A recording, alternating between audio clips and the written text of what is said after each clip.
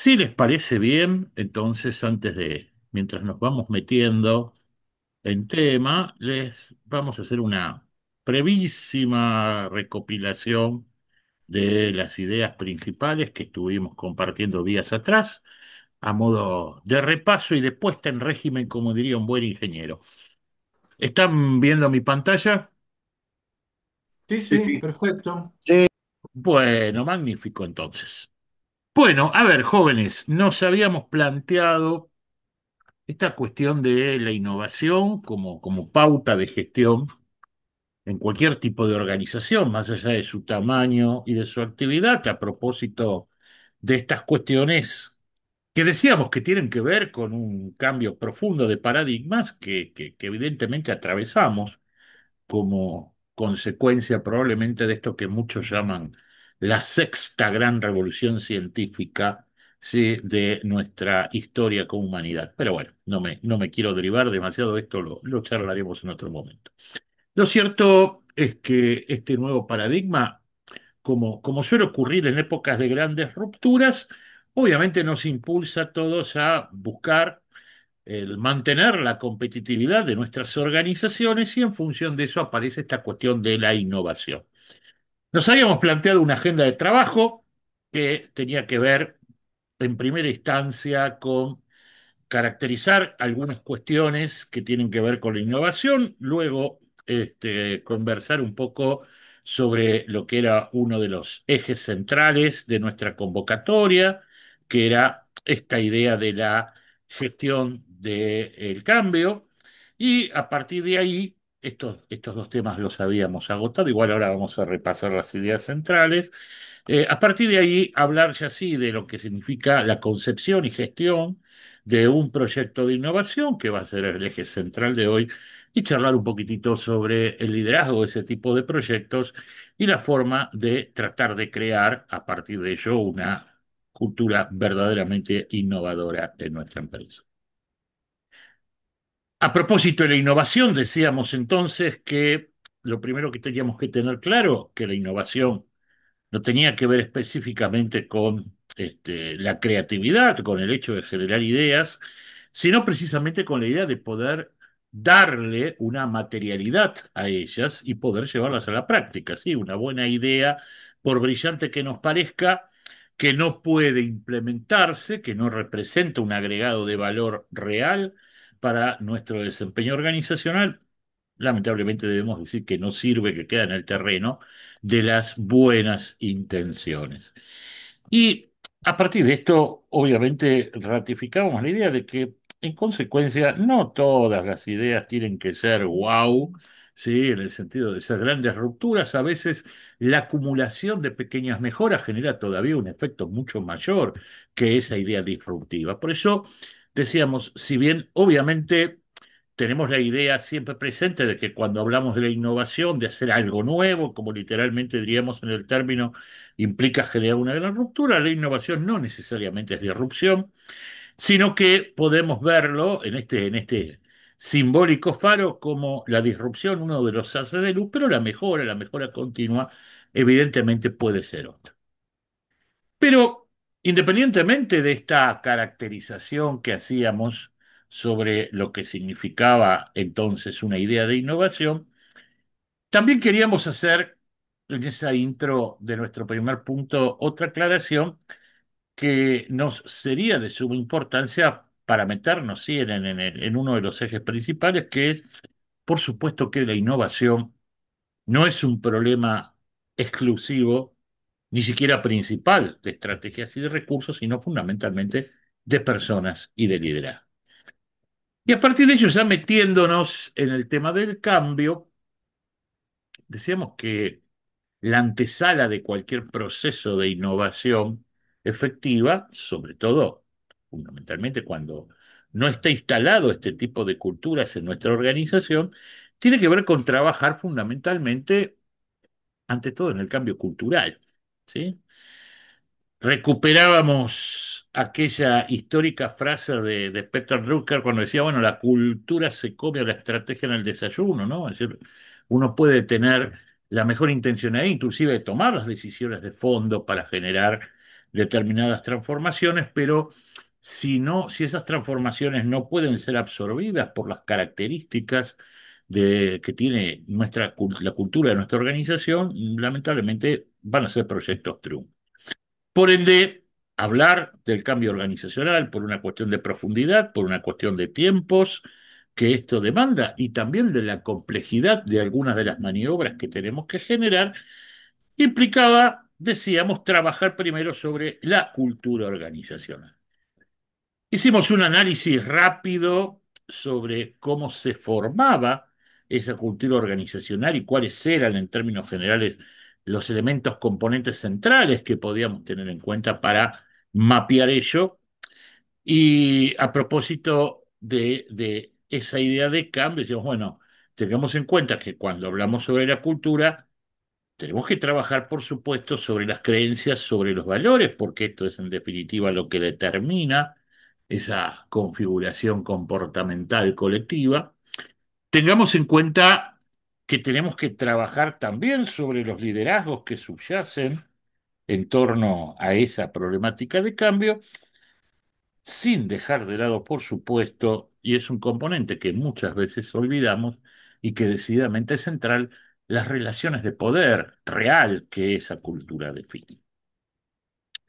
Así que ya metidos en esta lógica del cambio cultural, decíamos que nuestro primer trabajo y el gran trabajo que tenía que ver con esto era enfocar aquello que habitualmente llamamos la resistencia al cambio. La resistencia al cambio en cualquier ámbito y bajo cualquier circunstancia es algo que tiene que ver con el propio comportamiento humano, por lo cual nunca va a estar ausente.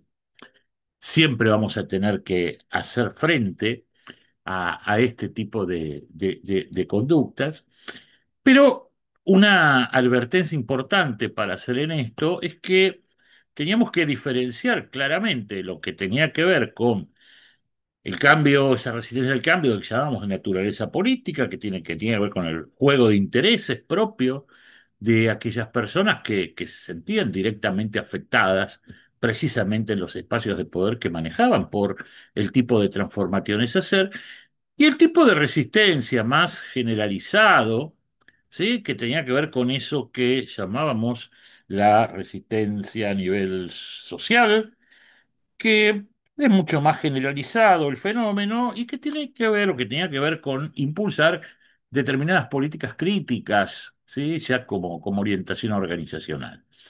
Hablábamos en este último aspecto de lo que era el tema de la comunicación, el tema de la capacitación de las personas, el tema de las compensaciones como tres columnas fundamentales de este tipo de políticas.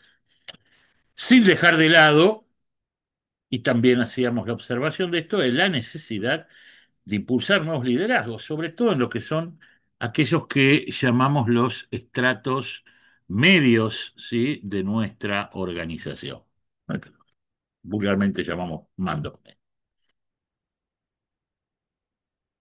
Siempre con la idea, hoy vamos a profundizar bastante, ahora en unos minutos, esta idea de que difícilmente el modelo de transformación que querramos, y máxime cuando va de la mano con esto que caracterizamos como los proyectos de innovación, difícilmente fuera a generalizarse o operar transversalmente en toda la organización, sino que siempre en este caso lo más saludable, aún inclusive en organizaciones pequeñas, es generar esto que simbólicamente decíamos nuestros oasis de cambio, ¿no? Los casos testigos que después vamos a exhibir como grandes mojones, como grandes éxitos, ¿sí? Abordados.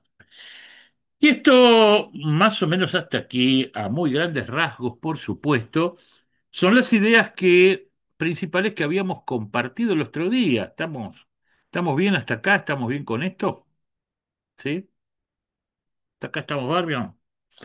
Bueno, Sí. entonces, si les parece, vamos a comenzar a avanzar en esta historia. Vuelvo a compartirles pantalla.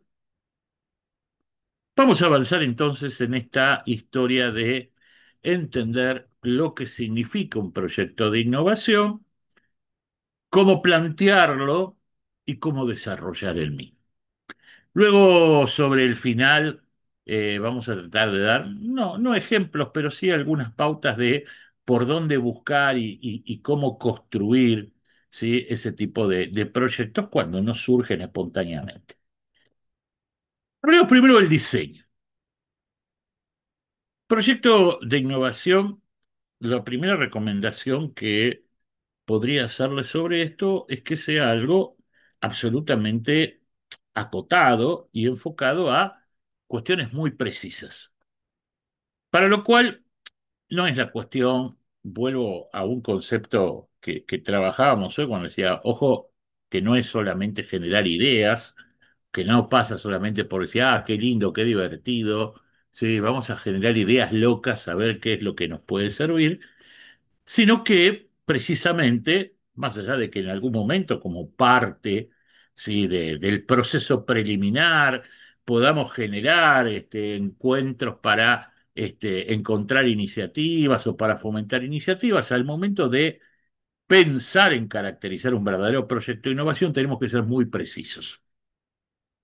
Y desde este punto de vista, más allá de crear una visión en términos de a dónde quiero llegar con ese tipo de transformación que impulso y darle un sentido práctico, ¿sí? Que se entienda claramente qué es lo que se busca, yo digo, hay una pequeña guía que me animo a compartir con ustedes a modo de recomendación, que tienen que ver con lo que podríamos decir la definición o el boceto en sí del proyecto, ¿sí? Vamos a hablar ahora en unos minutos sobre la idea de poder armar un equipo de trabajo específico para esto y con un perfil claramente interdisciplinario dentro de la organización, de ser posible. Pero para esto, para llegar a esta idea del equipo, para llegar a esta idea del diseño más menudo de lo que tiene que ver el proyecto, es importante tener una serie de definiciones previas. Y yo les sugiero en particular que al momento de comenzar a concebirlo, nos hagamos estas 7 grandes preguntas, que no encierran ningún misterio, ¿no? Ni representan ningún conocimiento esotérico que tengamos que tener sobre la materia en sí, pero que son una buena guía para en el momento que tengamos que plantearlo, sea nuestros colaboradores, sea nuestros pares, en muchos casos a nuestros propios superiores cuando corresponda hacer esto, nos va a permitir aportarnos a nosotros mismos y a los otros una claridad importante al momento de, si me permiten la expresión, tener que vender, ¿sí? El proyecto o lograr que me lo compren, por decirlo de alguna manera. Y estas 7 preguntas, ¿sí? Que nos planteamos y que, como digo, nos deberían servir como una guía general de trabajo, sería la siguiente, ¿no? Primero, tener claro cuál es la meta concreta que se persigue. Después de ese esfuerzo que vamos a tratar de generar, ¿qué es lo que queremos lograr? ¿Cuál es el punto de destino? ¿Sí? Es decir, de qué manera nosotros imaginamos el futuro de esa organización, si se trata de un proyecto abarcativo, o de esa función, o de ese espacio de trabajo, ¿cómo imaginamos el punto de llegada? ¿Qué es lo que va a cambiar? ¿Cuál va a ser el antes y el después? Nuestra segunda pregunta, nuestro segundo interrogante, es decir, perdón, es obvio que cualquiera de estas preguntas que no tenga una respuesta consistente, para la cual nosotros no encontremos una respuesta consistente, es la principal vulnerabilidad que va a tener después el proyecto en términos de su desarrollo y de su implementación. Está claro que si no podemos definir de entrada una meta concreta, difícilmente podamos avanzar con los otros puntos, pero en cada uno de ellos podríamos bien decir lo mismo. La segunda pregunta que debemos hacernos es, ¿por qué? ¿Por qué, entendido de qué manera? ¿Cuál es la necesidad concreta de hacer aquello que estamos tratando de hacer? ¿Qué es lo que Ya en este caso no es a dónde queremos llegar, cuál es el punto de llegada, sino desde dónde partimos, cuál es la necesidad que hoy nos moviliza a ponernos en marcha respecto de esa cuestión que perseguimos. Y muy emparentado con esa segunda pregunta del por qué viene el para qué. Y el para qué, aunque a esta altura nos pueda parecer obvio, nunca está de más poder precisar concretamente cuáles son los beneficios que se esperan obtener de ese proyecto que vamos a poner en marcha. Estas primeras tres preguntas, qué, por qué y para qué, son los que le dan el cuerpo de origen al proyecto. ¿Sí? ¿Qué queremos alcanzar? ¿Desde dónde partimos? ¿Cuál es la necesidad que nos moviliza? ¿Y qué beneficios esperamos a partir de eso? Luego, obviamente, ya tenemos que introducirnos en cuestiones más operacionales, que de nuevo no son menudas, para nada son menudas. Si no está, insisto en esto que les decía recién, toda respuesta no consistente que nosotros tengamos respecto a estas preguntas son las vulnerabilidades del proyecto. Cuando uno después este, hace la autopsia, si me permite la metáfora, de proyectos fallidos, generalmente dice, bueno, a ver, ¿qué fue lo que no anduvo? Y empieza a bucear, es muy probable que rápidamente encuentre entre esas razones que algunas de estas cuestiones que nos estamos planteando aquí no quedaron lo suficientemente claras de entrada. Recording in progress. ¡Apa! ¿Qué fue eso? A ver, esperen un poquito. Voy a silenciar Ahí está. Vamos a silenciar a gente. Dice, seguramente alguna de estas cosas no ha quedado del todo. Voy a pedir, por favor, que colaboren silenciando vuestros micrófonos. Ahora sí. Les decía entonces, ¿sí? Que seguramente cuando examinamos fallidos en este terreno, nos encontramos con que algunas de estas cuestiones iniciales, algunas de estas cuestiones de definición, no estaban lo suficientemente consistentes desde el propio planteo. Yendo, decía entonces, al operativo, lo siguiente será tratar de definir el cómo, ¿sí? La forma en la que se hará, bajar a las cuestiones procedimentales que puedan programarse de antemano, cuándo, en qué tiempos, con qué recursos y fundamentalmente quiénes, ¿sí? De qué manera vamos a formar o en qué equipo de trabajo ya formado vamos a descansar para la implementación de esto. ¿Qué, por qué, para qué, cómo, cuándo, con qué y quiénes? Sí, insisto, son preguntas muy sencillas, pero se convierten en una guía elemental, ¿sí? Para poder planificar el proceso. ¿Queda claro esto? ¿Sí? Sí, sí. Sí, perdón, Paula, ¿querías preguntar algo? Muy claro. Sí, quería preguntar si con qué y quiénes no se puede resumir en uno solo, siendo lo Sí, sí. humano A ver, depende un cuál sea recurso. yo te retrocedo un poquito, ¿sí?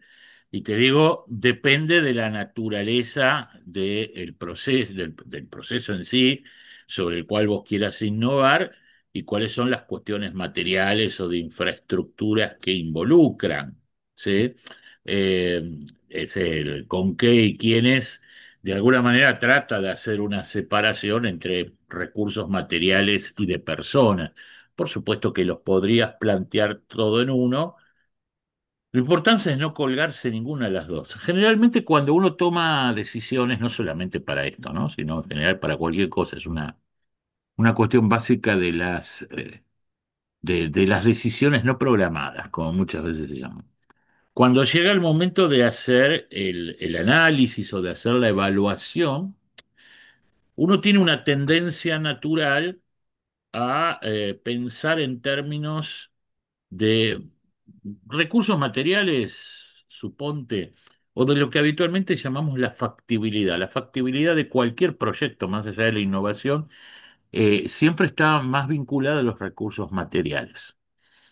Eh, y se olvida muchas veces el tema de las personas. Pero no es porque se olvida porque no lo tenga en cuenta o porque uno naturalmente sea mecanicista en su pensamiento, sino que hay un sesgo comportamental muy característico en el ser humano, en todos nosotros, de alguna manera, que es el otro piensa como yo, o el otro interpreta las cosas como yo las interpreto, o el otro va a hacer las cosas son muy claras y el otro las va a hacer como yo las haría. A ver, no estoy descubriendo nada extraordinario, este es el principal problema que a veces en cosas muy sencillas tenemos en cuestiones tales como cuando tenemos que delegar cuando tenemos que delegar una actividad cualquiera, ¿sí? Muchas veces, en este tipo de cuestiones, los fallidos provienen de este sesgo, ¿no? Che, pero si esto está re claro, y si Paula es una mina piola, es una mina inteligente, es obvio cómo lo va a hacer. Pero en realidad yo lo que estoy haciendo, estoy proyectando la idea de que Paula es como yo y yo no soy Paula. ¿Sí? Afortunadamente para Paula en este caso. ¿Sí? Yo no soy Paula. ¿Sí? Yo tengo mis propios vicios, mis propias falencias, mis propios talentos también. La conducción de un proyecto de innovación, más allá del rol que yo me asigne, y por más que yo forme parte del equipo, es algo que tiene que ver con un trabajo de complementariedad entre los integrantes de ese equipo de innovación. Y lo que ocurre habitualmente en este tipo de cuestiones, o en muchas de estas cuestiones, es que lamentablemente quien toma las decisiones no siempre es el que las ejecuta, generalmente no es el que las ejecuta. Por lo menos no es el que las ejecuta, ¿sí? En cuestiones operacionales. Con lo cual, valga la licencia que me tomo en este terreno de hacer esta separación por la que vos me consultabas. ¿Queda claro esto? Perdón si me extendí demasiado en el comentario. Bueno, hecha entonces esta consideración sobre lo más básico, sobre lo inicial, que es la definición del proyecto. Insisto, esta guía que les comparto es una guía que suena muy tonta, las preguntas son obvias, pero es una cuestión hasta si lo quieren de ordenamiento mental personal, ¿no? Si ustedes siguen esta lógica, van a llegar a un borrador, ¿sí? De proyecto lo suficientemente sólido como para poder involucrar a los otros que quieran involucrar. Insisto, tanto dicho simbólicamente, hacia arriba, hacia abajo, como hacia los costados. Permítanme, antes de avanzar, tal vez en el cómo, que era, digamos, nuestro primer capítulo operativo de acuerdo a esta guía, permítanme no retroceder, sino abrir una vertical paralela a esta que tiene que ver con aquello que me permitiría definir como los principios estratégicos, ¿sí? De la innovación. Algunos de ellos ya hemos hecho una referencia circunstancial, complementaria, cuando decíamos que, ojo, que muy difícilmente un proyecto de innovación pueda ser totalmente transversal a toda la organización. Tendría que ser también, tal vez, una organización muy pequeña o algo que esté muy centrado en la alta estrategia, pero es muy difícil que pueda generarse esto, sino que está en juego eso que decíamos de, aun cuando uno propone una transformación integral, cualquiera sea la finalidad de ella, siempre está bueno ir generando esos pequeños oasis, esos casos testigos. Entonces hay algunos principios estratégicos que nos van a servir tenerlos en cuenta, tenerlos como una pequeña lista de control, como una pequeña checklist en ese diseño del proyecto, nos va a servir sobre todo para esos primeros tres interrogantes o para esos primeros tres capítulos que nos planteamos, ¿no? El qué, el por qué y el para qué, ¿sí? Fundamentalmente en términos de el primero de ellos, ¿sí? De lo concreto del enfoque. Ninguno de estos principios, como ningún principio de ejecución estratégica, en sí mismo es una verdad absoluta. Esto hay que contextualizarlo, por supuesto, como les decía, en términos del tipo de organización, de su actividad, de su tamaño, y por supuesto también a propósito de esto que repasábamos hoy, de la naturaleza de su cultura. Pero el primer principio estratégico que deberíamos tener en cuenta es que los proyectos de innovación más efectivos son los que surgen o los que se construyen desde abajo hacia arriba. En esto que, como muchas veces, como muchas veces se utiliza en la jerga empresaria, en un enfoque de tipo bottom-up. ¿Qué significa? ¿Cuál es la idea de esto? No importa cuál sea la dimensión del o de los procesos que nosotros querramos transformar o que querramos involucrar en ese proceso de innovación, tratemos siempre de arrancar por los fundamentos más básicos y más operativos de ellos. Bien desde abajo. Un proyecto de innovación no surge, puede surgir la idea, pero lo que es en sí el desarrollo rara vez surge en forma descendente o en forma de cascada, ¿sí? Desde los niveles directivos más altos. No, los niveles directivos más altos, en todo caso, podrán establecer un rumbo, podrán establecer una orientación, por supuesto, deberán patrocinar políticamente hablando, ¿sí? Esa iniciativa, pero los proyectos más sólidos son los que se encarnan desde los niveles más operativos de la organización. Primera recomendación en este sentido, más allá de de lo abarcativa que pueda ser la concepción general del proyecto, tratemos de arrancarlo siempre desde lo más bajo posible. Vuelvo a insistir, desde los niveles más operativos que puedan existir dentro del trazado de nuestra organización. ¿Se comprende esta idea? ¿Sí? Sí, sí. Bien, Sí, avanzo entonces. ¿Por qué esto, por qué esta recomendación? Porque cuando se trata de barrer, no hay nadie más efectivo que el que empuña la escoba todos los días. A veces sobreestimamos, si bien por supuesto, como lo decíamos el otro día, hay roles claves como el de los mandos medios, pero a veces sobreestimamos determinados roles decisores, sobre todo en organizaciones de medianas para arriba, y la verdad que los cambios que se asientan realmente y que generan un impacto, la mayor parte de las veces se generan a partir del compromiso y la involucración plena de los niveles operativos. Si no bajamos ahí, difícilmente se puede alcanzar un éxito perdurable, un éxito sostenible en este tipo de iniciativas. De la mano de esta idea del bottom-up viene el segundo principio, que ya lo habíamos mencionado.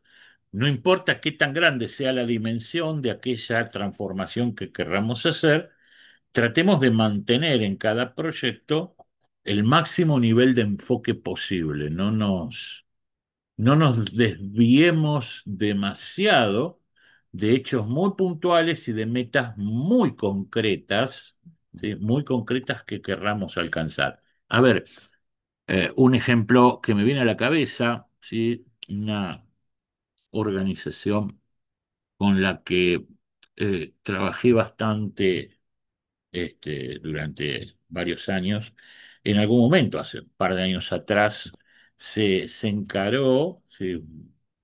Se venía trabajando estratégicamente ya desde varios años antes, pero con esta idea que decía recién del bottom-up, hace unos 2 o 3 años atrás se encaró la idea de poder generar determinados proyectos concretos que realmente marcaran puntos en este caso se buscaban puntos de ruptura.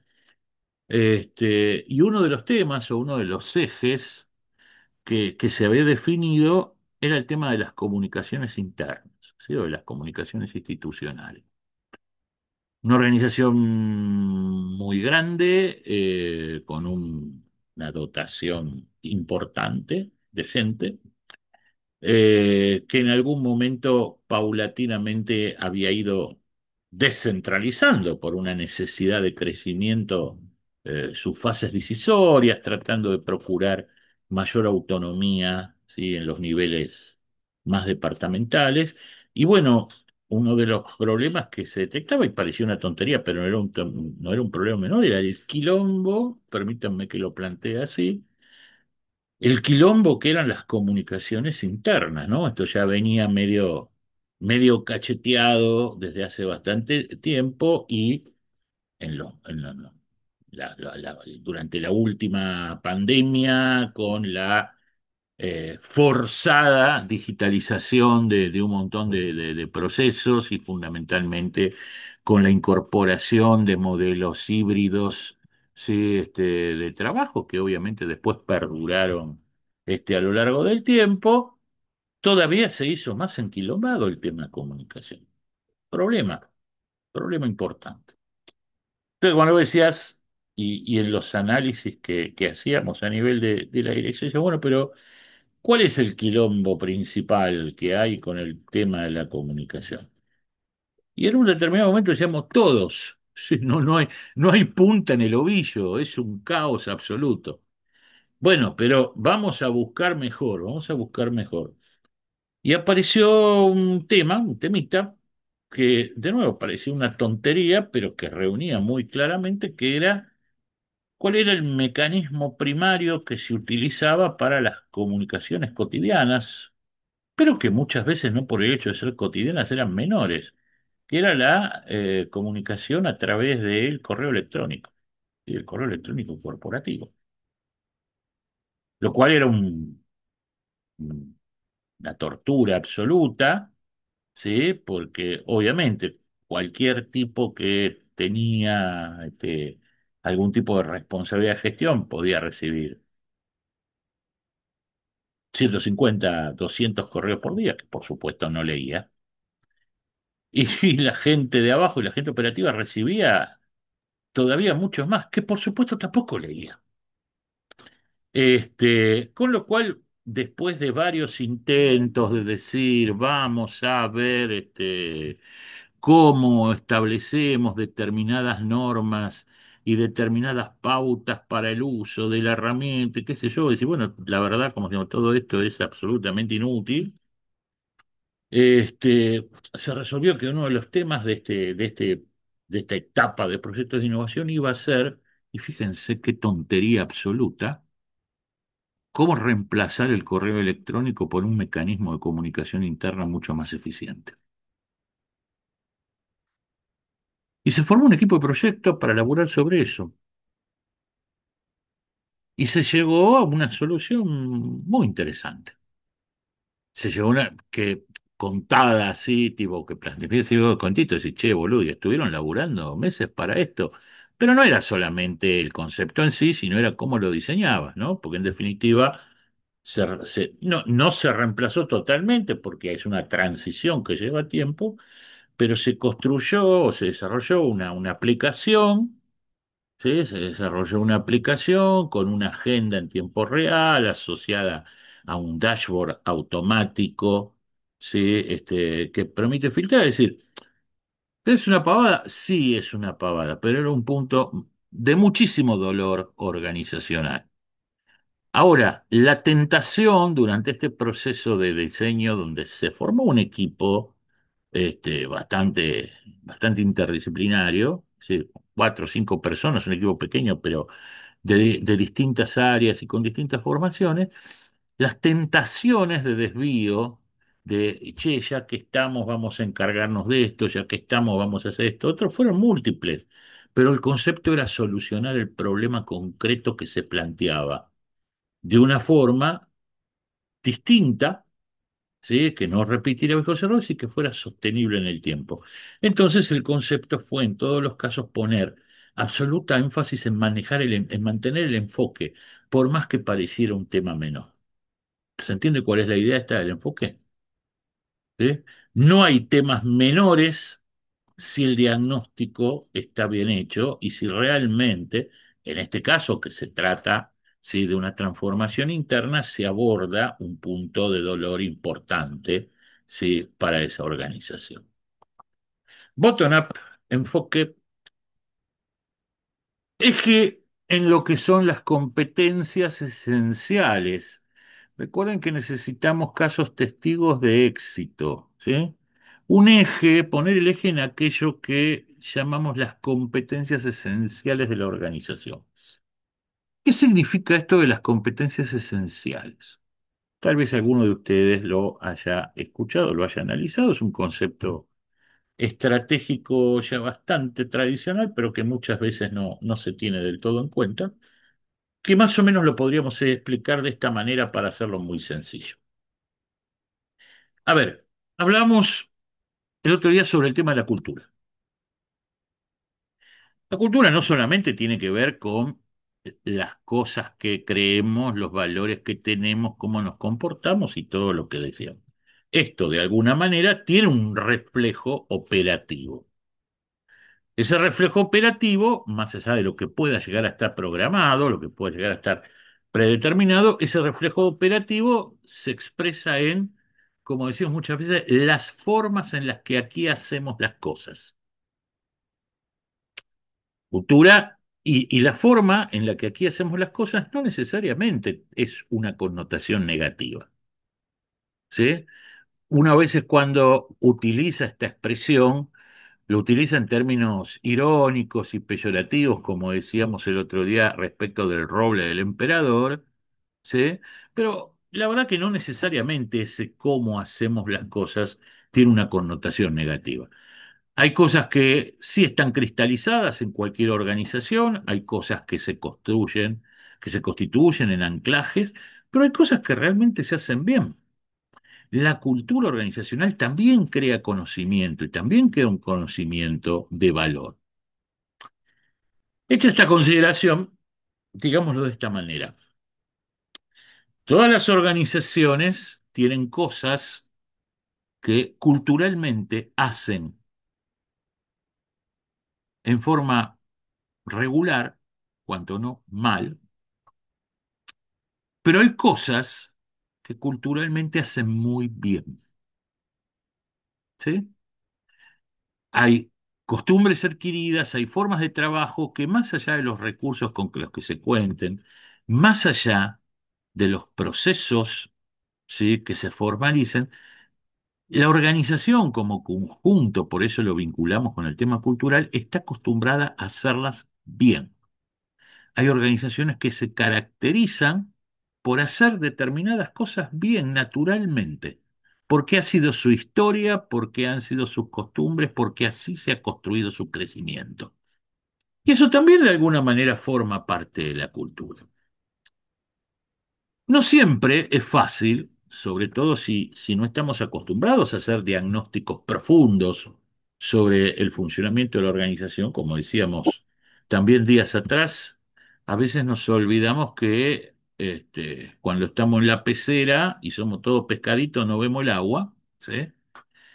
Cuando uno no está acostumbrado a tomar distancia de algunas cosas y hacer diagnósticos profundos, a veces no es fácil darse cuenta de cuáles son las competencias esenciales, pero siempre están.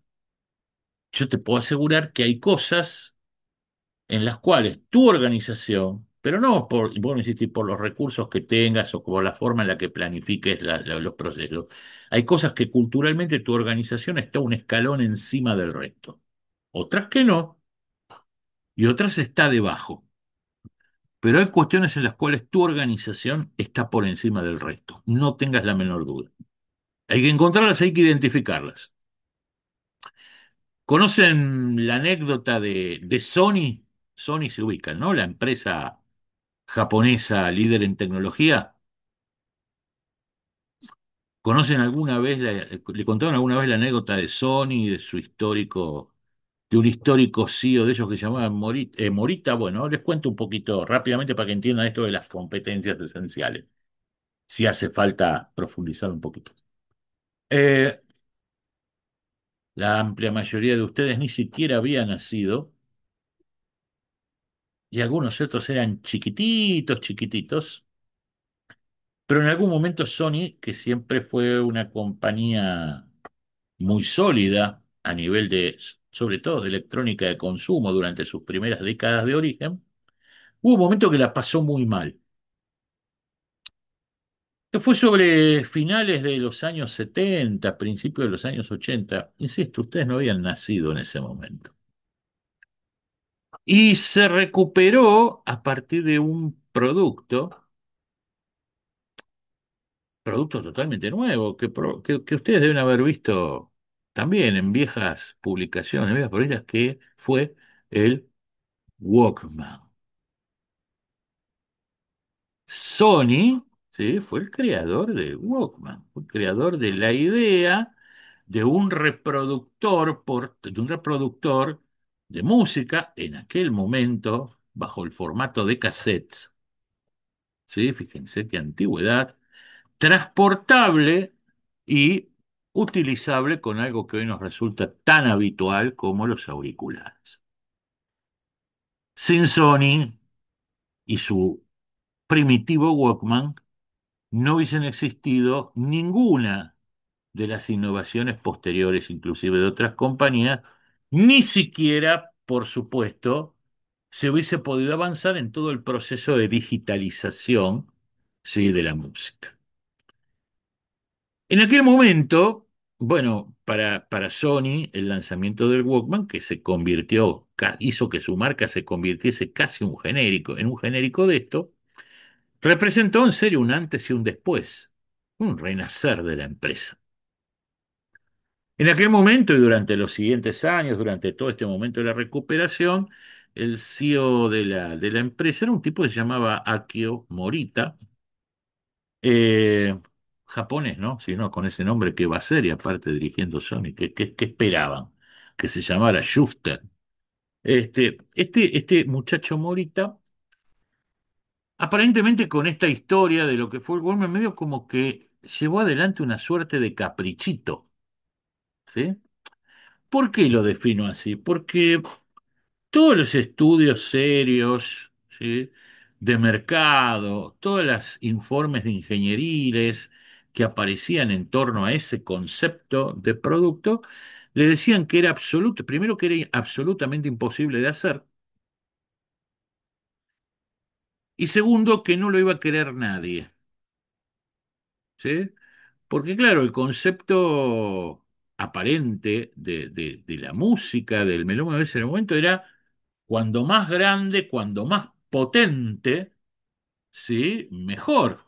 Yo recuerdo que en aquella época yo estaba en mi cole secundario y una de nuestras salidas favoritas era ir a la casa de un amigo, un compañerito que tenía un equipo de audio, sí, monumental, con baffles gigantescos, sí, y todo en una habitación, ¿viste? Una cosa, y la verdad que parecía ser como que el concepto musical, entonces, ¿quién carajo iba a querer una cosita así chiquitita que ni se veía y que se ponía con un par de auriculares? Difícil de comprar el concepto. Bueno, la cuestión que contra todas las miradas, don Morita se encaprichó con esto, armó un equipo de proyecto especial para desarrollar ese concepto de producto, lo logró, lo lanzaron al mercado y como les decía, terminó siendo un antes y un después para toda la empresa. Sorprendente, sorprendente. Algún tiempo después, ya cuando comienza a transcurrir la leyenda le preguntan a Morita por qué se habían encaprichado, ¿no? Se le preguntan con la decisión, cómo había sido ese proceso, y dice, bueno, dos cuestiones, ¿sí? Primero, no le creí a los investigadores de mercado y segundo, no le creí a los ingenieros. No le creí a los investigadores de mercado cuando me decían que a nadie le iba a resultar útil. Y seguía una mentira, porque a mí me gusta salir mucho a pasear con mi familia, a pasear en el auto con mi familia, y permanentemente teníamos, cuando hacíamos viajes más largos, teníamos una permanente discusión con mi esposa y con mis hijas acerca de qué música poníamos en el estéreo del auto. Entonces a mí me parecía que era una cuestión muy práctica que cada uno tuviera su dispositivo y escuchara la música que quería, sin molestar al resto. Con lo cual no les creí a mis investigadores del mercado. Y segundo, no les creí a los ingenieros cuando me decían que iba a ser imposible integrar los circuitos, ¿sí?, en un aparato de esas dimensiones. Y yo les dije, miren, hace 30 años que estoy en esta empresa, he pasado por todas las funciones y si es algo que aprendí es que Sony va a ser exitosa en cualquier tipo de producto que exija trabajar sobre la miniatura. Nosotros somos decididamente buenos trabajando sobre miniaturas. Lo que trataba de decir Morita en esta segunda parte es que para Sony, trabajar sobre miniaturas, trabajar en chiquito, con minicircuitos, con tecnología que involucrar eso, era una competencia esencial. Y decía, nosotros vamos a ser exitosos en cualquier negocio que tenga que ver con la miniatura. Bueno, no se debe haber equivocado porque demasiado, porque décadas después, y ya ha desaparecido Morita, Sony sigue siendo una empresa líder, pero ya no siquiera de electrónica de consumo. Hoy las principales unidades de negocio de Sony tienen que ver con la fabricación de semiconductores, con aplicaciones de nanotecnología, es decir, todo, absolutamente todo, lo que significa trabajar con miniaturas. Eso es una competencia esencial. ¿Se entiende la lógica? En este caso les estoy dando un ejemplo muy, muy material, ¿no? Muy ingenieril. Pero esto existe en un montón de cuestiones. Hay organizaciones que culturalmente son muy buenas brindando servicio al cliente. Hay organizaciones que son muy buenas en el manejo de los tiempos de operación. Hay organizaciones que son muy buenas en sus aspectos comerciales. Hay organizaciones que son muy buenas en sus procesos de despacho. Pero cuando digo que son muy buenas en serio. ¿De dónde salió esto?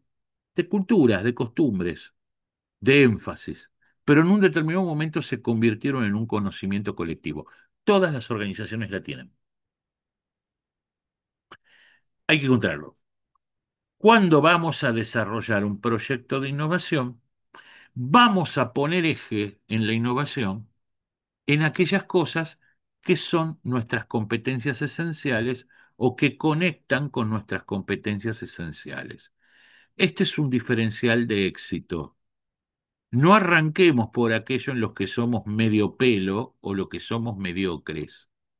Arranquemos por tratar de mejorar aquellas cosas en las cuales ya somos buenos. ¿Se comprende cuál es la idea de esta? Entonces, decíamos,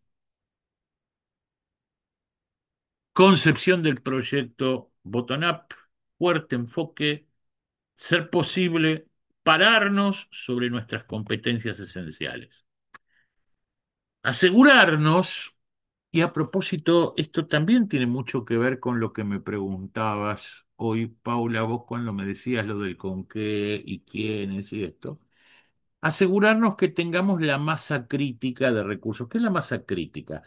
El mínimo indispensable, ¿sí?, para asegurar que el proyecto puede marchar, tanto en términos de recursos materiales como en términos de personas que podemos involucrar.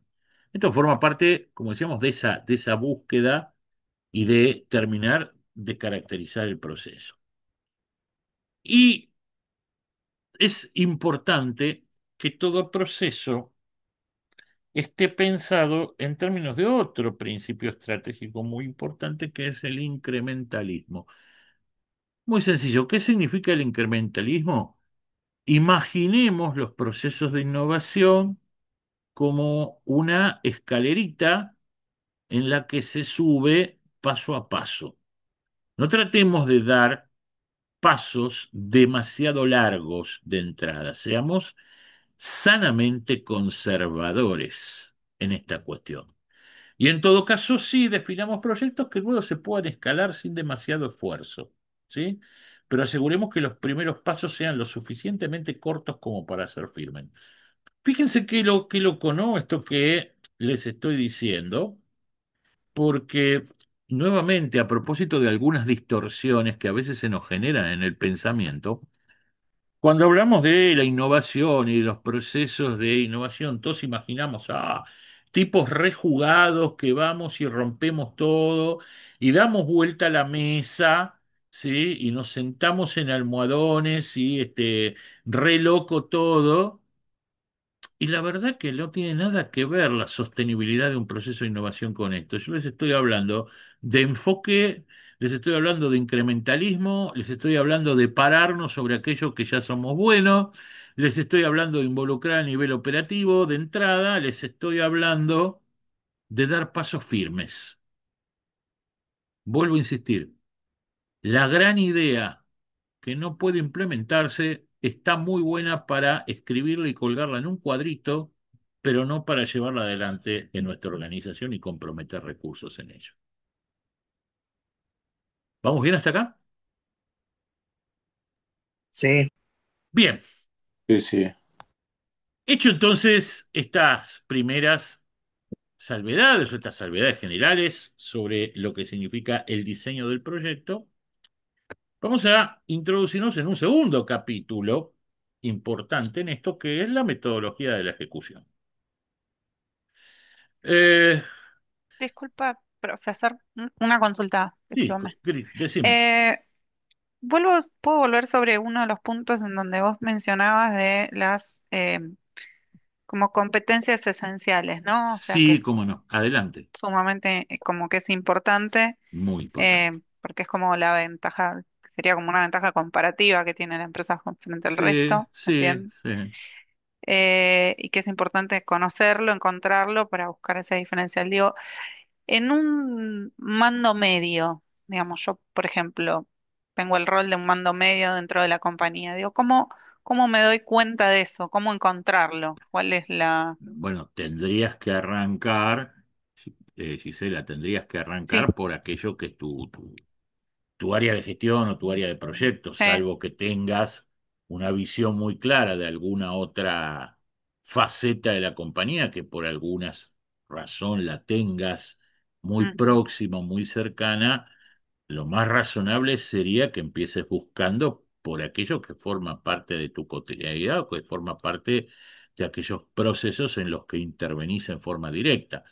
A veces hay cosas que son muy obvias y que están muy instaladas y que, como yo te digo, tienen que ver con todo, pero cuando esto no, y que todos más o menos lo tienen claro, ¿no? Eso quiero decir, pero a veces cuando esto está medio oculto, empezá por la patria chica, empezá por lo que está más cercano a vos, empezá por lo mm, que es tu área de gestión.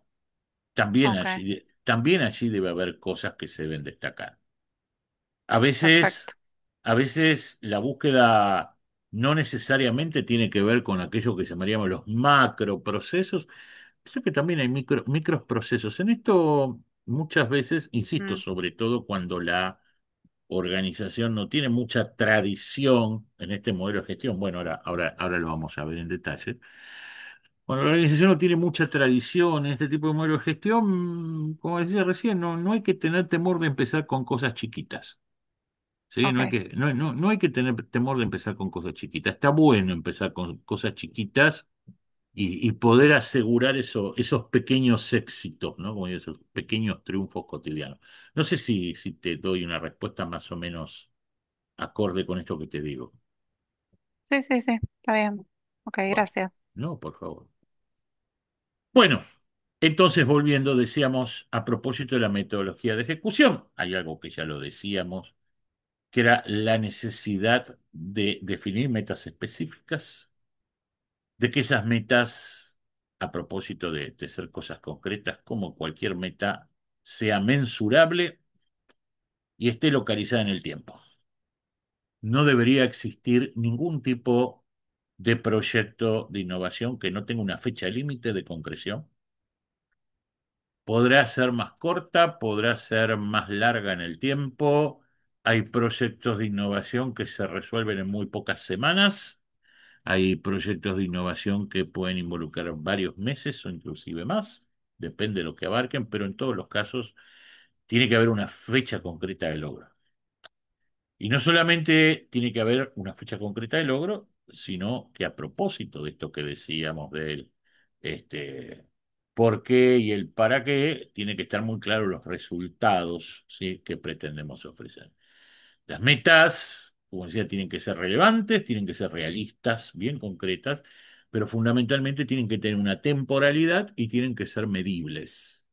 ¿Sí?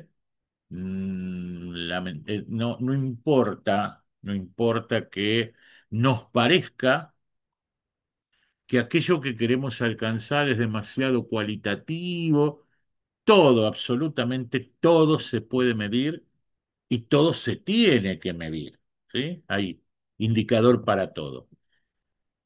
Primero, la temporalidad es fundamental porque esto es lo que nos va a permitir empezar a trabajar sobre ese cómo y programar las acciones.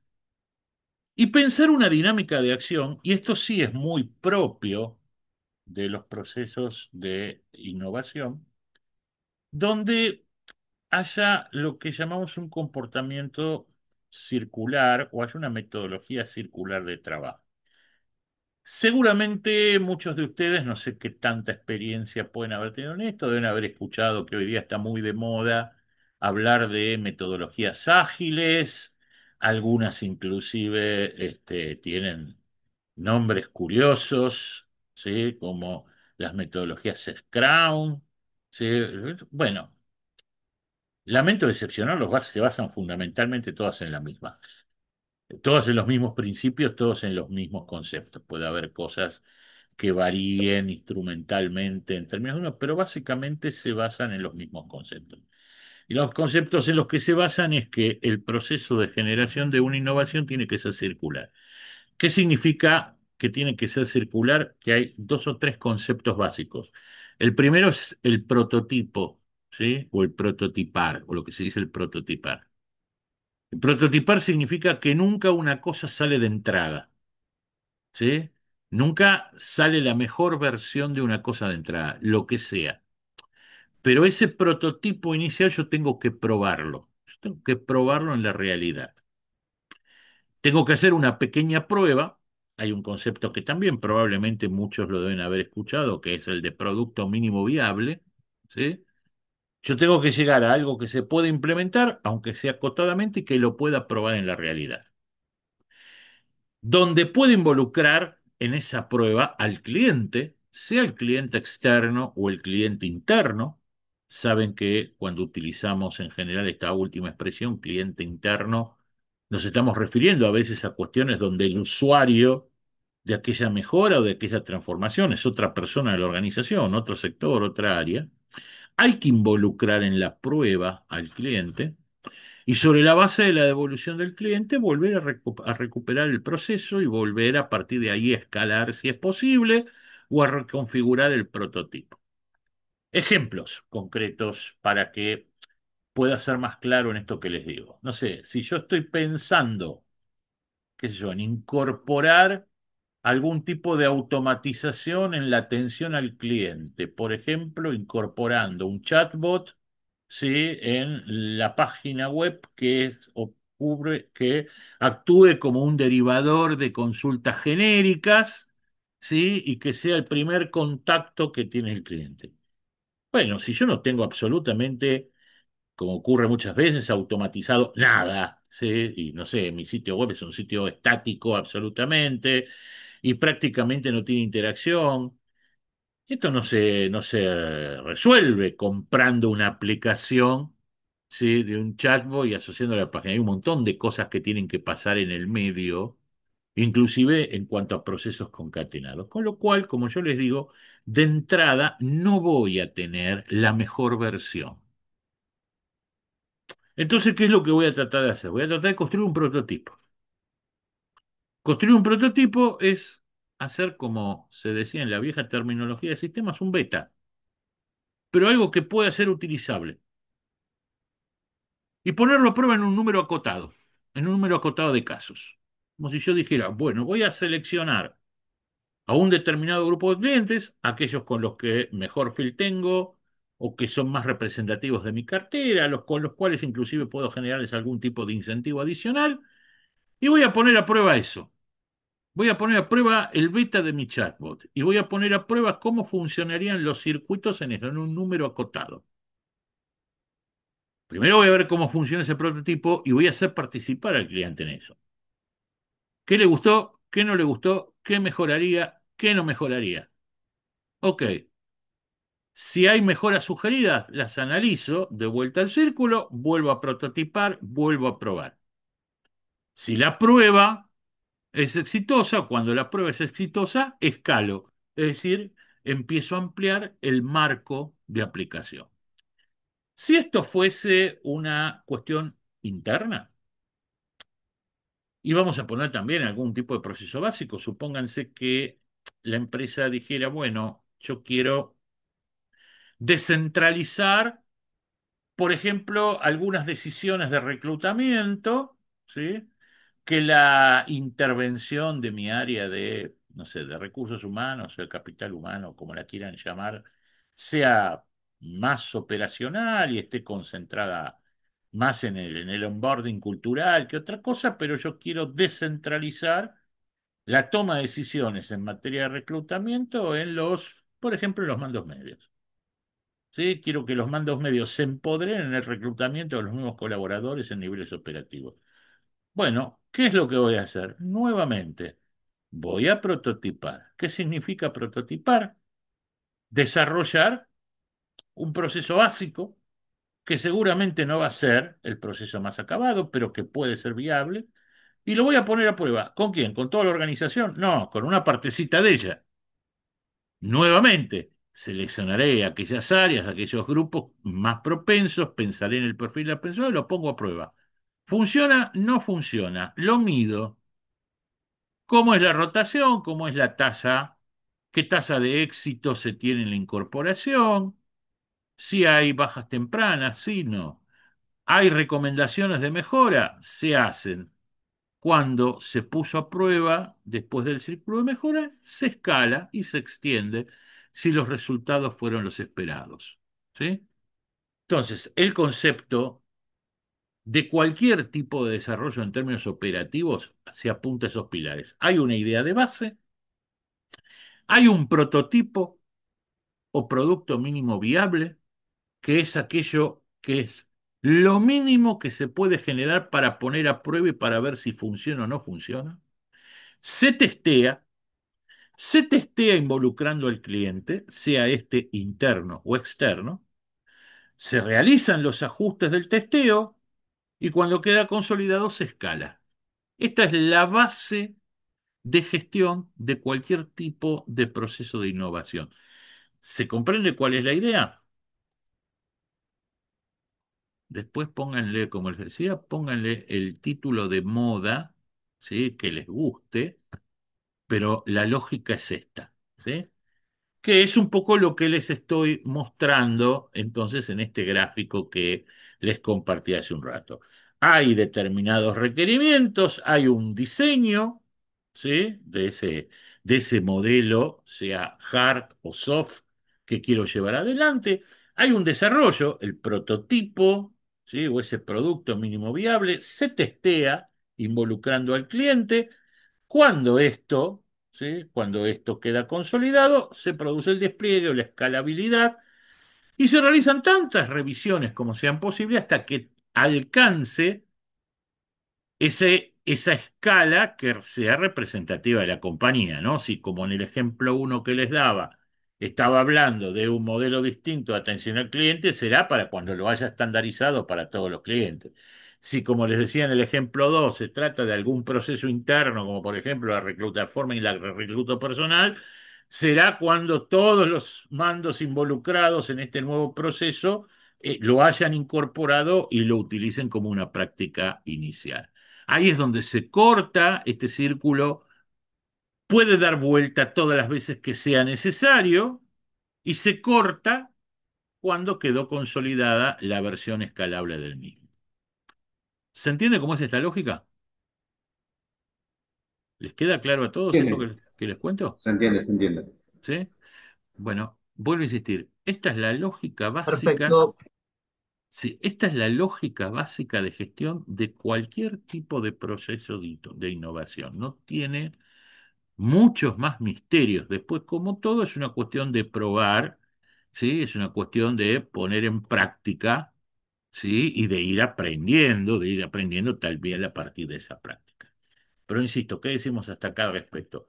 Hagamos un buen diseño de entrada. Recuerden esas 7 preguntas malignas, como digo yo, esas 7 preguntas malignas que tenemos que encontrarnos, con las que tenemos que encontrarnos para tener una primera versión, para tener esto que decimos acá, los requerimientos en sí. Luego, testeemos, chequeemos esas 7 preguntas malignas con estos principios estratégicos que les decía, asegurémonos que está la base como para poder, bueno, y apliquemos este proceso. ¿Sí? Diseño, prototipo, testeo, ajuste. Diseño, prototipo, testeo, ajuste, hasta que llega el momento de la escalabilidad. Los procesos de innovación son procesos en muchos casos de ensayo y error, y la verdad que no hay que tenerle miedo. Si no estás dispuesto a pagar el costo del error, no innoves, quédate como estás. Por supuesto, y a propósito de esto que decíamos, que desde las propias metas que establezcamos, el proceso tiene que ser medible, ¿sí? Tenemos que establecer cuáles van a ser los indicadores claves. Si vos estás testeando, no sé, un nuevo concepto de producto y ya lo testeaste 5, 6, 7 veces y nunca termina de pasar, bueno, ole, flaco, no va a andar, ¿sí? No podés estar toda la vida dando vuelta a esto. Si vos te pareció una idea muy copada, ese modelo de no sé, de gestión física de inventarios que diseñó la gente del área de expedición, y están todos contentos, todos felices, pero después de que lo aplicaste durante un determinado tiempo, las roturas se te dispararon, el índice de roturas y desperdicios se te elevaron a las nubes, bueno, hay algo que no está funcionando. Es decir, que vos asumas que el aprendizaje es por ensayo y error y toda esta lógica del testeo, del ajuste, no quiere decir que no vas a tener indicadores claves para medir esto. Recordá un principio fundamental de la gestión de cualquier cosa. Lo que no se mide, decididamente no se puede mejorar. ¿Sí? Hay que medir, y hay que medir en forma permanente. Aún asumiendo ese ensayo y error que forma parte del costo de aprendizaje natural. Siempre todo proceso de aprendizaje involucra muchas veces 3 etapas, ¿no? Y esto también es algo para tenerlo en cuenta metodológicamente. Muchas de las innovaciones que generan las organizaciones y que son exitosas también van madurando en términos de estas etapas que tienen que ver con el aprendizaje, porque tal vez lo primero que hace se adopta algo, si se toma, ¿sí? Se toma y se toma algo que vimos que hace un competidor, tomamos algo que vemos que hace alguno de nuestros proveedores o alguno de nuestros clientes y tratamos de adaptarlo, tomamos algo que vemos que hace alguna compañía líder, aunque no sea de nuestra actividad, de nuestro rubro, y lo adaptamos, lo adoptamos. Y esto está bueno como una primera etapa, pero obviamente ahí no se materializa. En algún momento vamos a tener que adaptarlo, vamos a tener que llevarlo a nuestra propia realidad y fundamentalmente, y vuelvo a insistir en esto, a nuestra propia realidad cultural. No todo es para todos. Y recién después de que pudimos generar esa adaptación, casi como en una tercera etapa de aprendizaje, tal vez llegue el momento de generar nuestra propia impronta, nuestra propia mejora y la reformulación de eso. Por eso, como decíamos, el tema de la innovación, más allá de que lo planteemos como una gestión de proyectos, en algún momento se tiene que arraigar como una práctica organizacional extendida y sustentada culturalmente. Pero ahora en unos minutitos vamos a hablar de eso. ¿Hasta acá vamos bien con esto? ¿Queda claro cómo es el tema de la metodología de la ejecución? ¿Sí? Sí, sí. Muy bien, jovencitos. Entonces, permítanme que empecemos a meternos un poquitito en la parte humana. ¿Sí? Parte humana que obviamente tiene que ver con, primero, con el equipo. Eh, es muy difícil que un proyecto de innovación más o menos heavy surja de un equipo formado dentro de una única área o dentro de única área, o dentro de un único sector, sobre todo cuando se trata de organizaciones de medianitas para arriba. Si es una organización pequeña, seguramente más allá de las tareas puntuales que tengan asignados los integrantes de ella o los colaboradores, existe por una cuestión de cotidianidad una visión más o menos abarcativa.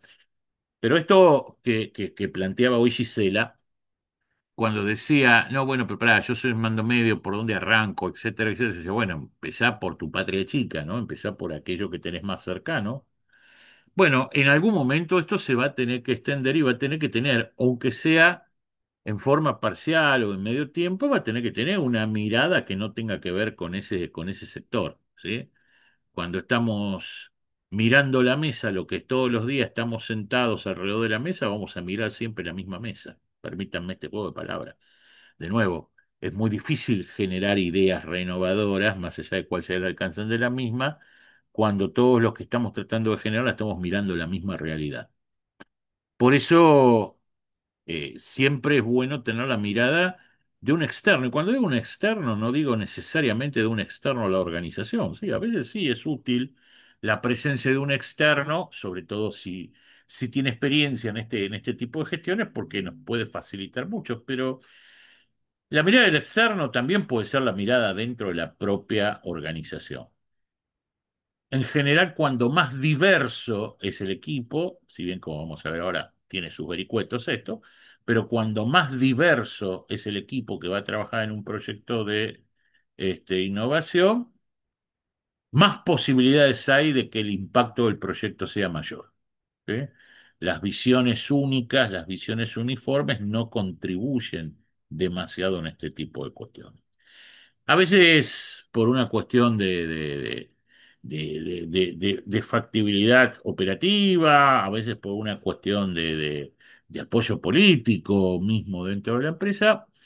No es tan sencillo construir esto, pero les diría que es un requisito no indispensable, pero lo suficientemente importante como para que le demos una prioridad. ¿Sí? Cuando más diverso sea el equipo, mayores posibilidades de impacto tiene esto. Y siempre en esto, como en cualquier otro tipo de proyecto, está claro que el 90% del éxito, como decíamos en un principio, sí, como decíamos, no es un problema de recursos y estrategias, sino de personas y liderazgo. El 90% del éxito de este tipo de proyectos, como de cualquier otro, siempre depende de quienes lo lleven adelante. ¿Por qué pongo tanta insistencia en esta idea de la diversidad del equipo? Porque lo más importante, no solamente para esto, sino diría para casi cualquier tipo de cuestión en la cual realmente se quiera trabajar en equipo en serio, el requisito fundamental es la complementación. Y cuando hablamos de la complementación, hablamos de qué manera se articulan entre sí las habilidades, ¿sí? Las habilidades que tienen las personas que forman parte de ese equipo. Esto parece obvio, pero no muchas veces no. Parece que no se mira lo obvio, ¿sí? Esto es como si yo dijese, quiero hacer una modificación, no sé, tengo una organización que fundamentalmente su estructura comercial se mueve a partir de la venta directa. No sé, pónganle una compañía de seguros, ¿sí? O venta de salón, una concesionaria automotriz, todavía se la querías mirar más chica. Y te digo, bueno, ¿y qué es lo que estoy buscando? Y estoy buscando, no sé, en el caso de la experiencia automotriz, ¿no? De la concesionaria automotriz. Y estoy buscando que en mis distintas sucursales mejorar la experiencia del cliente. En el momento desde el momento en que ingresa al local hasta que concreta la operación. Ajá. Y voy a armar un equipo para explorar alternativas de esto. Ajá. ¿Y cómo vas a armar el equipo? Y voy a poner en ese equipo a mis mejores vendedores. ¿Y a quién más? No, a mis mejores vendedores, porque ellos son los que están en contacto con el cliente. Te está faltando algo, ¿sí? Te está faltando algo. No me pongas a los tipos que ven todos los días la misma realidad. No me pongas a los tipos que tienen el mismo expertise por mejores que sean. Búscame alguna mirada distinta, ¿sí? Poneme algún tipo del taller, poneme algún tipo de la administración, ¿sí? Baja alguno de los capistotes. Nutrite de la diversidad, que las habilidades que tienen los miembros de ese equipo sean lo más complementarias. Si vos pones alrededor de la mesa a todos los tipos que tienen el mismo expertise, por mejores que sean en lo que hacen, va a ser muy difícil que rompan la visión túnel que tienen construida y los preconceptos acerca de cómo tienen que hacer algo. ¿Se entiende, no? Lo que quiero transmitirles con esto. Busquen la diversidad en este tipo de equipos porque en la diversidad es donde surge la verdadera complementación que necesitamos para esto. Piensen que estamos hablando de diseño, piensen que estamos hablando de prototipar, piensen que estamos hablando de testear con el cliente, sea interno o externo, de hacer ajustes. Es decir, ese es un proceso, ese proceso operativo, esa metodología ágil, como insisto, muchas veces se la llama en la jerga empresarial de hoy día, requiere de diversidad en la concepción. Hay una trampa, en realidad hay varias, pero hay una trampa muy importante a eludir en esto. Y se los advierto de antemano para aquellos que quieren llevarlo adelante. La motivación es importante. Es decir, que la gente a la cual yo voy a involucrar en esto sea gente copada, que le gusta la idea, que se siente importante participando en una iniciativa así. Todo eso está buenísimo, ¿eh? Decididamente, todo eso está buenísimo, pero la motivación importante, pero lo decisivo para esto es la disciplina. Y insisto, esto cuando yo armo un equipo de proyecto para generar algún tipo de innovación, y si busco entonces esa diversidad y si busco esa complementación, me voy a encontrar con un problema obvio, ¿sí? Que es la gente de todas maneras tiene que seguir cumpliendo con sus funciones y tiene que seguir llevando adelante las tareas que tienen asignadas. Con lo cual, el trabajo en sí de prototipación, de testeo, etcétera, etcétera, no es algo que pueda hacerse en los ratitos donde se toma café, ¿sí? O que esporádicamente nos reunimos una vez por mes a cómo vamos, sino que el líder de proyecto se encarga de la implementación y después nos reunimos una vez por mes o cada 15 días para ver cómo vamos. La verdad que en esto, y nuevamente vuelvo al tema de el apoyo político que se necesita o el compromiso gerencial que se necesita con esto. Hay una inversión que hay que hacer y esa inversión básicamente son horas hombre. ¿Sí? Y es el tiempo que vamos a dedicar o que van a dedicar las personas que vamos a involucrar en ese proyecto y que tiene que tener una cierta continuidad. No es necesario que armemos, bueno, si la dimensión del proyecto lo justifica, pero no es necesario para ese tipo de proyectos de tipo bottom-up, enfocado, de lo que estamos hablando, no es necesario que armemos un equipo que labure full time para esto durante meses. No es necesario, pero sí que tenga una continuidad. sí que tenga una continuidad y que tenga un tiempo asignado, las personas que van a estar involucradas, que tengan un tiempo asignado para eso. No sé si es la fórmula, no sé, la verdad, para serles honesto, no sé si es la ideal, la fórmula Google, ¿sí? No sé si conocen ello, pero se dice que lo que se llama la fórmula Google, gente que labura en Google me lo ha confirmado que sí, efectivamente es así, es que todo empleado, a partir de que ha cumplido con determinada antigüedad dentro de la empresa, es decir, que está más o menos consolidado dentro de la empresa, tiene la posibilidad de asignar un 20% de su tiempo exclusivamente para trabajar en nuevos proyectos. El que quiere, ¿sí? Pues no es algo obligatorio. Pero el que quiere involucrarse en un equipo de proyecto, o en la gestión de algún tipo de innovación, puede disponer de hasta el 20% para esto. Esto obviamente después también, después de la pandemia, se desdibujó un poquito por los modelos híbridos, ¿sí? De trabajo, pero aún así todavía, por lo menos, insisto, por lo que me dice gente que trabaja en la compañía, funciona razonablemente bien, por lo menos en determinadas filiales. No sé si esa es la fórmula. No sé si es necesaria esa fórmula, pero sí que haya una asignación concreta y predeterminada, también calculada en términos y a propósitos del con qué y quiénes. En esto sería a propósito del con qué. Y como decíamos, no lo pensemos solamente en términos de inversiones hard o de uso de infraestructura, sino pensémoslo en tiempo de las personas y en horas hombre. Es necesario en ese con qué estimar los recursos que van a involucrar esas horas hombre adicionales. Porque si no, muchas de las personas, como decíamos, motivadas, enganchadas, copadas con la idea, van a sufrir el síndrome de la calecita. ¿Saben lo que es el síndrome de la calecita? ¿No? Pero sí, alguna vez han ido a la calecita, ¿no? Esta es una expresión, claro, sí, acá se hacen todos los pibes, ¿viste? Todos nacieron todos naciendo con la PS, con la PlayStation abajo del brazo. No, la calecita es la calecita.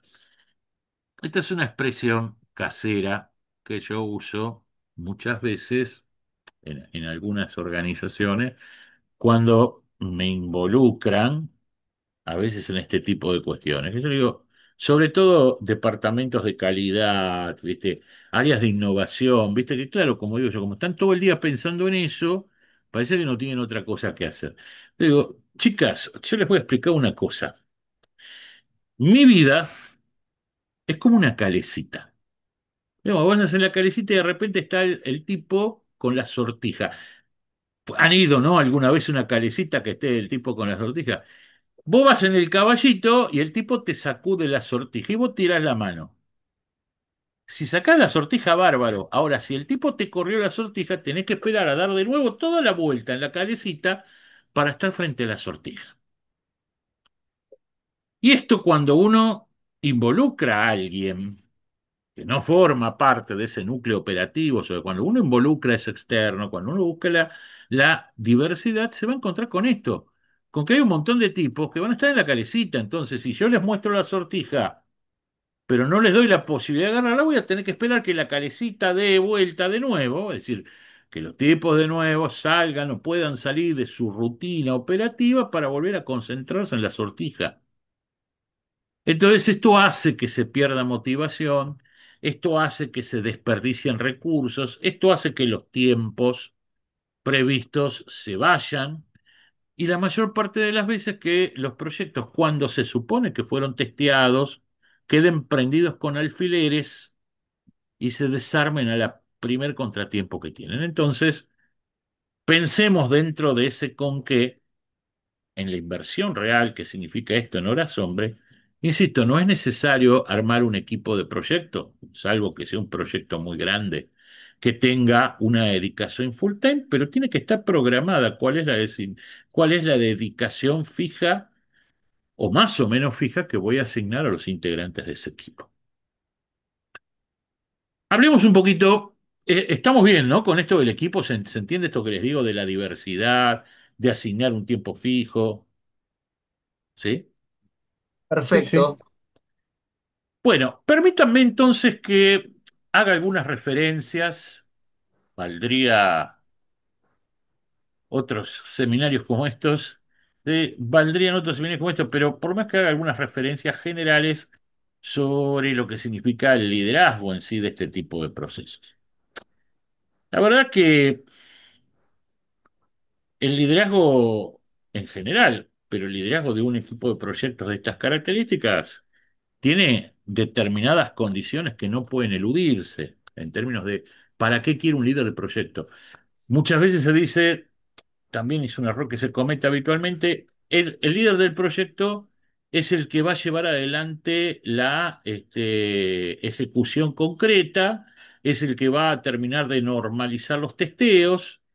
Entonces, la verdad que se genera una distorsión enorme, ¿sí? Porque, en definitiva, ese tipo que supuestamente pusimos, ese tipo, esa tipa que supuestamente pusimos para liderar este tipo de proyectos, termina siendo una suerte de escriba de lujo del resto y, en definitiva, tratando de procedimentar aquello que fue surgiendo de todo este intercambio. Y la verdad que lo peor que se puede hacer en esto es tratar de reemplazar liderazgo por procedimientos, ¿sí?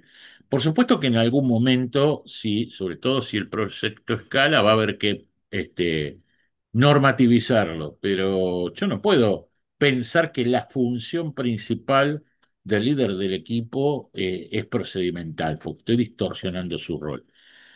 Y la verdad que no hay innovación real si no hay un liderazgo del proceso.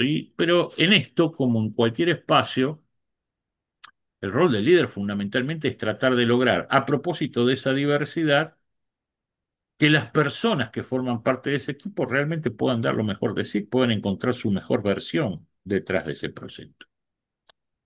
Por eso digo, hay una labor insustituible que tiene que generar ese líder.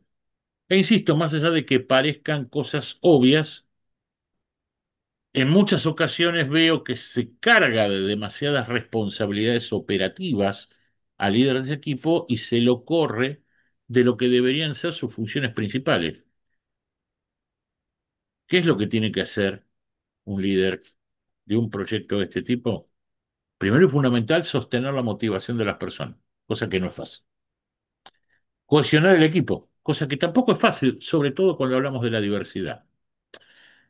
Va a tener que mediar permanentemente en los conflictos. Los equipos interdisciplinarios pueden ser muy productivos, pero también son muy, muy conflictivos en términos de las relaciones internas. Mucha batalla de egos, muchas desconfianzas. Permanentemente va a tener que mediar en conflictos. Proteger a las personas, porque a propósito de lo que hablábamos el otro día sobre las resistencias al cambio y sobre todo sobre las resistencias políticas, si el tipo de proyecto toca determinado tipo de intereses, los miembros del equipo de proyectos van a ser bombardeados de todos lados. Y van a ser bombardeados, a propósito de la política menuda de las organizaciones, van a ser bombardeados mucho más allá del proyecto, van a ser bombardeados en sus tareas cotidianas, ¿sí? Van a poner permanentemente el palito por delante para que lo pisen, es decir, no, no, no, no va a ser sencillo. Entonces va a haber que proteger a esas personas. En muchos casos, y a propósito de determinadas dinámicas, y por supuesto de la propia dinámica de la gestión del proyecto, va a haber que entrenar sobre el terreno y fundamentalmente neutralizar a los tóxicos que siempre andan por ahí. Esta debería ser, y lo digo en términos muy conceptuales, ¿no? Insisto, de cada una de estas cosas podríamos hablar un montón, pero no es el eje central que hoy nos convoca. Pero estas son las cosas centrales que tiene que hacer un buen líder de proyecto cuando se trabaja sobre innovación. Podríamos decir cuando se trabaja sobre cualquier cosa, pero cuando se trabaja sobre innovación son cuestiones críticas. Todo lo demás, para quien encarna ese liderazgo, pasa a ser secundario. Si es necesario que haya un proceso temprano de normativización y ese tipo de cosas, búscate otra persona del equipo, pero que no te desvíe la atención de esas cosas que insustituiblemente vas a tener que gestar como líder de ese proceso. ¿Vamos bien hasta acá? Sí, sí. Profundizando un poquitito esta idea, hay buenas prácticas, por decirlo de alguna manera, no las únicas, ni esto tampoco lo quiero hacer en forma demasiado taxativa, pero buenas prácticas que ese líder de proyecto va a tener que generar, ¿no? Tratar de acercar a las personas a la tarea,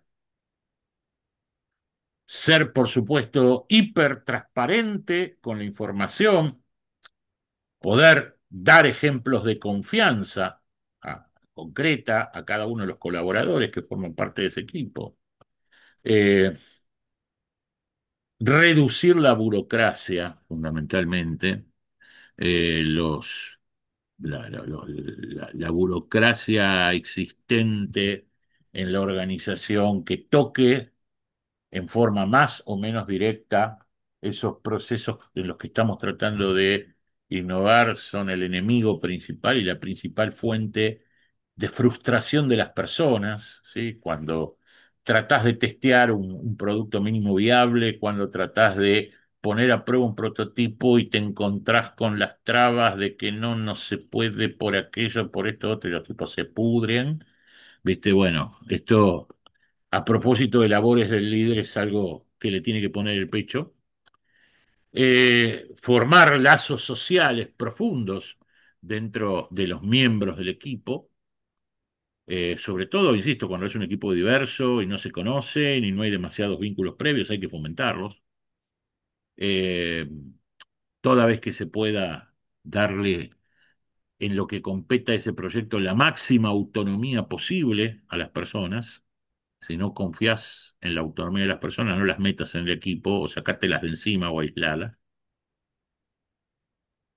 Aunque parezca obvio después de todo esto que venimos hablando, incentivarlas a tomar riesgos, dar ese permiso para fallar, ¿sí? Y por supuesto, no olvidar, en todos los casos, mantener una actitud positiva. Recuerden que el aprendizaje que subyace, ya lo hemos dicho, el aprendizaje que subyace en todo proyecto de innovación siempre tiene que ver con el ensayo y error. Y el error siempre encierra una cuota de frustración importante. Aunque esté dado ese permiso para fallar en forma explícita, qué sé yo, siempre el error lleva a una cuota de frustración y también forma parte de la responsabilidad de ese líder poder sostener una actitud positiva y poner énfasis siempre en que es algo que va a pasar y que es algo normal y esperable y que en definitiva no pasa nada y que hace a la esencia de aquello que estamos buscando. ¿Hasta acá vamos bien? Estas cuestiones que decimos sobre liderazgo quedan más o menos claras en torno a Sí, esto. sí, perfecto. Muy bien. Entonces, permítanme que encare un último bloquecito en este ratito juntos que nos queda. Y vamos a hablar un poco de, nuevamente, de la cultura o de ese ser organizacional y del cultivar realmente una actitud innovadora. Porque, como decíamos, a veces nuestras organizaciones no tienen demasiada tradición en esto, hay cosas, muchas de estas cosas que venimos diciendo que pueden hacer ruido. Por eso esto que decíamos de los oasis, de los casos testigos. Pero la buena noticia en torno a todo esto que cuando se suelen consolidar los primeros procesos exitosos, aunque sean cosas chiquitas, aunque sean muy acotadas, y aún inclusive en organización, si es una organización chiquita, bárbaro, pero si adicionalmente es una organización grande, de todas maneras el contagio se produce. Entonces el tema es cómo sostenemos y cómo creamos realmente una cultura innovadora que pueda sostenerse a lo largo del tiempo. Lo primero que les voy a dar no mucho más de dos o tres ideas sobre esto. La primera de ellas tiene que ver por dónde buscamos, ¿sí? Y también de alguna manera está presente algo que me decía hoy alguna de nuestras colegas cuando decía, bueno, pero ¿por dónde arranco? Y yo le decía de nuevo, arranca por tu patria chica. Pero hay aspectos típicos, ¿sí? Que forman parte de lo que es el modelo de negocios de cualquier organización, insisto en lo que siempre digo, tenga el tamaño que tenga y cualquiera sea su actividad, que es su modelo de negocios. Y los primeros lugares, los primeros aspectos por donde buscar innovaciones, si yo me plantease en este momento mismo en que estoy con ustedes, me hiciese un planteo del tipo, bueno, mañana cuando me levante voy a hacer una lista de todas las cosas que creo que podría mejorar en mi organización. Mañana voy a empezar a buscar espacios en los que pueda innovar. ¿Por dónde empiezo? Bueno, porque, a ver, si yo hablo de tener una actitud innovadora, de sostener a lo largo del tiempo esto, si hablo de la necesidad de que esto se arraigue culturalmente, tengo que tener un mapa, ¿sí? Tengo que tener una ruta. Las innovaciones a veces pueden surgir por una demanda externa evidente, a veces pueden surgir hasta casi por casualidad, pero esto no sería lo ideal, ¿sí? Lo ideal es tener una ruta. Y esa ruta es un poco encontrar respuestas a esta pregunta, che, ¿por dónde busco? Bueno, mira, nuevamente, si pensamos en el modelo de negocios básico de cualquier organización, sin ánimo de ser absolutamente exhaustivo, acá tenés una lista de todos los aspectos por donde podés empezar a buscar innovaciones para tu organización. Podés, por ejemplo, empezar a buscar de qué manera innovar, por supuesto, en la propuesta de valor que haces, ¿sí? En la respuesta que les das a las necesidades de tus distintos públicos de interés, tus grupos de clientes. Por supuesto, podés buscar innovaciones en términos de tu producto, de lo que es el producto básico, de lo que son las ampliaciones de ese producto, sea este un bien físico, un servicio. Podés buscar nuevos capítulos de innovación en la forma en la que te relacionás con los clientes. Bueno, hoy en uno de esos ejemplos así espontáneos que creamos, dábamos una pauta de un posible ejemplo, pero no lo veamos solamente desde este punto de vista, ¿sí? Podés buscar un montón de cosas en las cuales innovar en la forma en la que me relaciono con mis clientes. ¿Cómo mejoro su experiencia? ¿Qué cosas puedo agregar a esto? Podés buscar innovar en cómo agregás valor para tus clientes, de qué manera vas convirtiendo tu producto en una propuesta premium dentro del segmento en el cual compitas. Podés buscar innovación por el lado de la forma en la que te comunicas e interactúas con tus clientes. ¿Qué medios, sí? ¿Qué medios utilizás? ¿De qué manera los estás utilizando?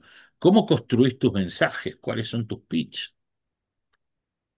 Podés innovar por el lado, a mí este es un capítulo, a mí en lo personal es un capítulo que me encanta, pero no quiere decir que sea el más importante.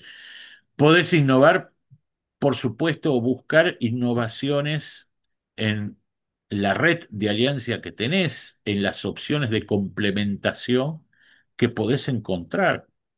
Pensemos que, y ahora sí, sobre todo para organizaciones pequeñas y medianas, diría casi como que es un requisito de supervivencia.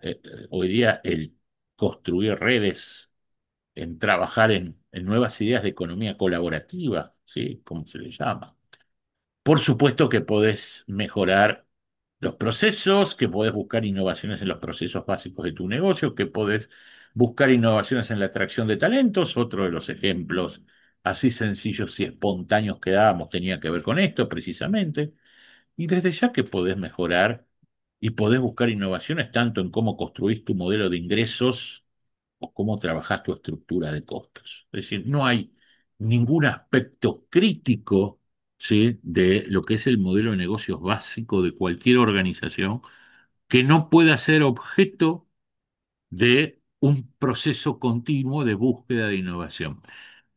Insisto, a veces disruptiva, a veces simplemente la mejora. Entonces, una invitación a la reflexión general es, bueno, a ver, como digo yo, que me gusta siempre hacerlo, hacete tu listita, che, mira, agarra cada uno de estos puntos y empezá a pensar qué cosas podrías modificar, qué cosas podrías mejorar, dónde se podría generar valor en cada uno de estos aspectos. Te puedo asegurar que no vas a encontrar uno o unos pocos, vas a encontrar un montón de aspectos por donde se puede trabajar. Y a partir de ahí, a partir de que vayas encontrando estos aspectos y que vayas pudiendo caracterizarlos, utiliza, como yo, la guía de las 7 preguntas malignas, ¿sí? Y vas a tener tu primer prediseño. ¿Sí? Recuerda, ¿no? Lo que decíamos de las 7 preguntas malignas. Y si te hace falta una ayuda adicional para poder pensar en términos de cómo construir una agenda de innovación, te invito a que utilices o que cruces esa lista de inquietudes con estos 4 disparadores claves. ¿Sí? Es decir, pensemos en la lista anterior, ¿sí? Y en todo lo que pueda derivarse de esta lista anterior. Si te estoy dando algún método de generación de ideas de innovación. No, no, no, no, no tiene demasiadas otras connotaciones. Pensá en esta lista anterior y en lo que vos puedas construir como derivaciones de esta lista, y pensá cómo aplicarías o cómo podrían aplicarse algunos de estos 4 disparadores a cada uno de los puntos. Todas las innovaciones que generan impacto surgen de alguno de estos puntos. O tienen que ver con cómo aumento algo, o tienen que ver con cómo reduzco algo, o tienen que ver cómo cambio la forma en la que se hace algo, cómo transformo algo, o tiene que ver con hacer algo nuevo que no se estaba haciendo. Entonces, si vos querés armarte un método de razonamiento en torno a esto, agarrá la lista anterior, desagregala de la forma en que quieras, en términos de lo que ves cotidianamente, y empezá a aplicarle estos disparadores. ¿Qué vale la pena aumentar o qué vale la pena reducir? ¿Qué vale la pena cambiar o qué vale la pena hacer de nuevo? ¿Pasás esta etapa? Agarrá las 7 preguntas malignas. ¿Se entiende cómo es la lógica de esto? ¿Sí? ¿Les queda claro esto? Bueno, esto casi, casi, casi, como más que una sugerencia, hasta inclusive se los dejo como una tarea para el hogar. Advertencia final o casi final. Miren, a pesar de todo, nunca se olviden que está permitido fallar, ¿sí? Y que es lo más habitual fallar. Los tropiezos en esto van a ser inevitables, es algo natural, no pasa nada. ¿Implica un costo? Por supuesto que implica un costo. El costo mayor siempre es no hacer nada, ¿sí? Y permanecer como estamos e imaginar que el mundo que nos rodea se va a detener junto a nosotros. En definitiva, y como lo digo siempre muchas veces a propósito de mis ídolos, asuman que las frustraciones son cuestiones corrientes. Les conté alguna vez que el coyote es mi ídolo. ¿No saben quién es el coyote? ¿No? No se hagan lo... El coyote es mi ídolo, ¿sí? Porque tiene claro, ¿sí? que la mejor forma de obtener el éxito en esto es no renunciar, ¿sí? No renunciar. Bueno, hasta aquí llegamos, jóvenes amigos, por lo menos por mi parte. ¿Han estado claras estas ideas que hemos compartido? Pues sí, muy buenas. ¿Sí? Muy, muy claro. Muchísimas gracias. No, gracias a ustedes por el acompañamiento. Siempre es un gusto poder compartir estas cosas. Y como yo digo, hagan como el coyote, chicos, prueben, ¿sí? Prueben. Es Hay que asumir riesgos, por supuesto. Nadie construyó un negocio exitoso sin asumir riesgos. ¿Sí? Como les dije hoy, esto no es ni dar vuelta a la mesa, ni sentar, no, esto es ser prudente, ser constante, ser prolijo, pero avanzar. ¿Sí? Como dice Jeff Bezos, ¿sí? El fundador y CEO de Amazon, ¿sí? Tiene una expresión que es paso a paso, pero ferozmente. Y me parece que encierra una filosofía de gestión bastante interesante, más allá de que no he tratado nunca con el señor Visos y no puedo juzgarte de otra manera, pero como concepto me parece muy interesante. ¿Sí? Paso a paso, pero ferozmente. Bueno, Fer, yo sí, te quiero agradecer un montón, fue clarísimo, muy interesante. gracias Pablo, Eh, un gusto. Muchas de estas cosas que charlaste, que nos contaste, que profundizaste, se hacen, por lo menos en lo que me respecta, se hacen un poco, de alguna manera, instintivamente, llena de porrazos, y hay más método, hay cosas como para preguntarnos que nos pueden por lo menos tener la dirección o un foco mejor para la dirección o para inclusive pedir que te acompañen, liderar. Así que muy claro, me sirvió un montón todo lo que diste, así que te agradezco un montón.